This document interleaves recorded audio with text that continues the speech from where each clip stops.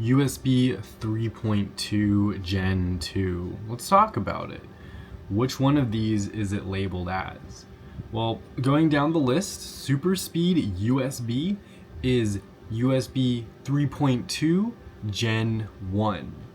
Its speed is going to be 5 gigabits per second transfer rate or 960 megabits per second. That's the equivalence.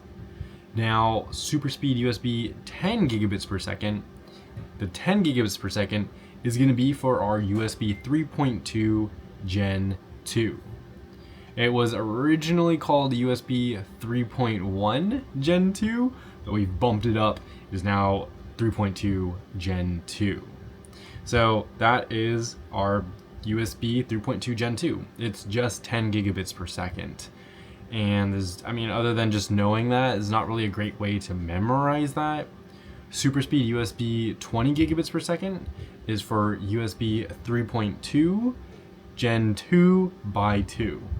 So just know that there is 3.2 Gen 1, 3.2 Gen 2, 3.2 Gen 2 by 2, and they all have the different SuperSpeed USBs.